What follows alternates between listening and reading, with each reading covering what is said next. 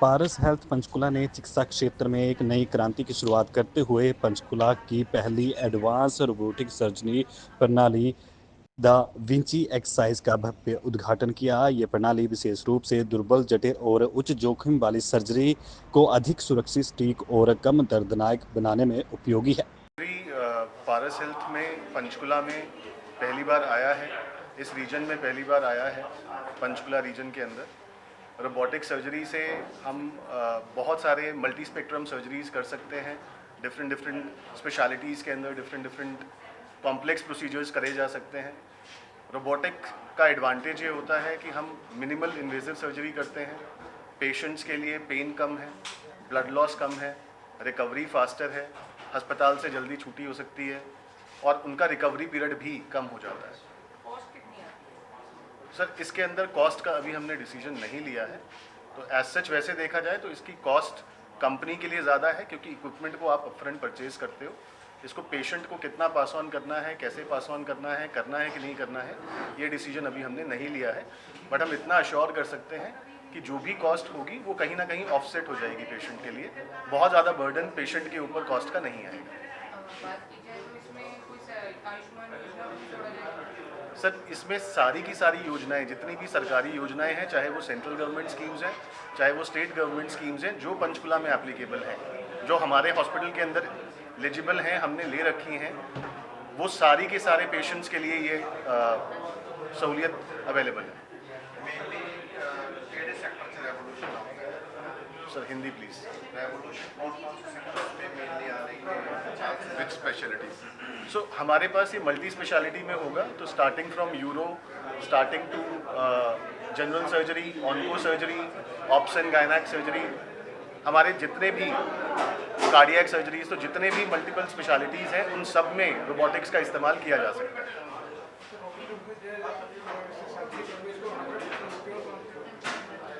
Sir, 100% secure से ज़्यादा बेहतर मैं मानता हूँ, क्योंकि इसमें जो कन्वीनियंस जो डॉक्टर्स को मिलती है, वो कन्वीनियंस से जो आउटकम आएगा वो मतलब टिपिकली आपके नॉर्मल सर्जरी से बेहतर ही आउटकम आने वाला है। मैं एयरफोर्स में था, मैंने 34 इयर्स एयरफोर्स में सर्विस की है। इसके पहले मैं आर्मी हॉस्पिटल आरआर में था और वहाँ हमारे पास रोबोट 2013 में आया था। तो मेरा एक्सपीरियंस रोबो के साथ है। मैं इसलिए आपको बताना चाहता हूँ कि रोबो का आविष्कार क्यों हुआ। ये हुआ फॉर यूरोलॉजी, बिकॉज यूरोलॉजी में हम काम करते हैं पेल्विस के अंदर, वहाँ जगह नहीं होती है, दिखाई नहीं देता है, हाथ नहीं घूमते हैं, टांके नहीं ले पाते हैं। ये सब को सर्कमवेंट करने के लिए ये रोबोट का आविष्कार हुआ।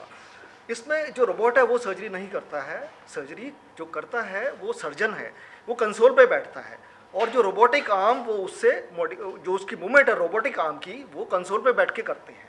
तो इसका फ़ायदा क्या हमें, एक तो है 3D विजन, जो लैप्रोस्कोपी में हमें खाली 2D विजन मिलती है, इसमें हमें 3D विजन मिलती है। दूसरा मैग्नीफिकेशन, 10 टाइम मैग्नीफिकेशन होता है।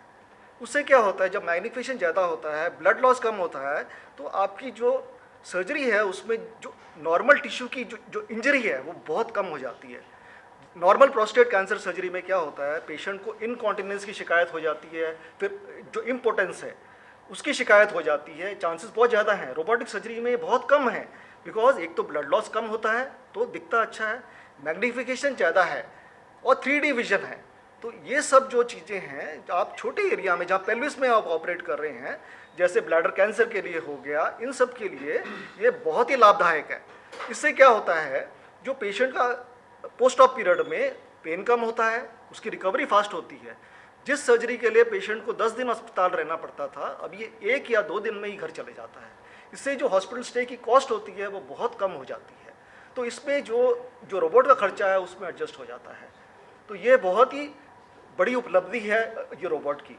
इसमें जो डॉक्टर का एक्सपीरियंस भी काउंट करता है, खाली रोबोट से कुछ नहीं होता। रोबोट है लेकिन एक्सपीरियंस डॉक्टर भी, थोड़ा सा टाइम लगता है लेकिन पिकअप काफ़ी फास्ट हो जाता है। अराउंड 8-10 केसेस में डॉक्टर का जो इसमें है, जो सर्जरी का टाइम है वो बहुत कम हो जाता है और जल्दी जल्दी सर्जरी कर पाते हैं। तो मैं बहुत खुश हूँ कि हमारे पारस हॉस्पिटल में ये आ गया है और हम अपने जो पेशेंट्स को इसका लाभ दे सकते हैं। Thank you very much. आप सबका धन्यवाद यहाँ पे आने के लिए। मैं डॉक्टर राजन साहू, मैं कैंसर सर्जन हूँ पारस हॉस्पिटल पंचकुला में। तो आप लोग सुबह से सुन रहे हैं रोबोट विंची एक्सरसाइज। तो बेसिकली एक रोबोटिक सिस्टम है, रोबोट पर से सर्जरी नहीं करता है, ये एक सर्जन की आर्म्स की एक्सटेंशन मान लीजिए इसको। सर्जन ही है जो सब कुछ कंट्रोल कर रहा है, वही ऑपरेट कर रहा है with the help of the robot. इसमें बेसिकली 4 आर्म्स हैं, जिसमें एक कैमरा होता है और बाकी कुछ इंस्ट्रूमेंट होते हैं जिससे आपको सर्जरी करनी है। इसका फ़ायदा क्या है? एक ट्रेडिशनल सर्जरी होती थी, ओपन सर्जरी, उसके बाद दूरबीन वाली सर्जरी या लेप्रोस्कोपिक सर्जरी आई थी। अब उससे और एडवांसमेंट है रोबोटिक सर्जरी। तो कुछ ऐसे एरियाज़ जहाँ पे सर्जरी करना थोड़ा मुश्किल है, कुछ डिफ़िकल्ट एरियाज़ हैं, जैसे कि हमारे पेट के नीचे वाले हिस्से में पेल्विस जिसको बोल देते हैं, या बिल्कुल ऊपर वाला हिस्सा जहाँ डायफ्राम और लीवर वगैरह से सब जुड़ते हैं, या थोरैक्स के अंदर, या मुंह में पीछे के हिस्से में, गले में। ये कुछ ऐसे एरियाज़ हैं जहाँ पे अगर हमको सर्जरी करनी है। स्पेसिफिकली अगर मैं बात करूँ मेरे डिपार्टमेंट की, जैसे कैंसर सर्जरीज़ हैं, तो वहाँ पहुँचने के लिए हमको बड़े बड़े इंसिजन देने पड़ते थे, सर्जरी थोड़ी लेंथी होती थी, और कुछ इंपॉर्टेंट स्ट्रक्चर रहते हैं वहाँ पे, उनको हार्म ना पहुँचे। तो रोबोट हमें एक ईजी एक्सेस देता है वहाँ पहुँचने के लिए विदाउट लार्ज इंसिजन्स, मैग्नीफिकेशन देता है। तो वहाँ पे अगर कोई भी नर्व्स हैं, कोई इंपॉर्टेंट स्ट्रक्चर्स हैं, तो ये 10 गुना बड़ी पिक्चर हमको प्रोड्यूस करके देता है, वो भी एक 3D के रूप में। और एक बेटर कंट्रोल, हमारे हाथ का जो कंट्रोल है, जो मूवमेंट्स हैं, उससे भी एक्स्ट्रा मूवमेंट्स जो है रोबोटिक आर्म्स करती हैं। तो हमें ये सब फ़ायदे मिलते हैं इस रोबोटिक सर्जरी में। So better control, better magnification, less complications, और it helps in better recovery of the patient. ये एक रोबोटिक सिस्टम की वो है। सर्जरी सर्जन ही कर रहा है with the help of the robot. तो अगर हम जैसे एग्जांपल माने कि हमें किसी पेट में किसी कैंसर की सर्जरी करनी है, सपोज करें हम एक प्रोस्टेट कैंसर है या बच्चेदानी का कैंसर है, एक ट्रेडिशनल ओपन सर्जरी में it usually takes 5 to 7 days. We expect it to be 3 days. So we will gain a period of 2 to 3 days advantage.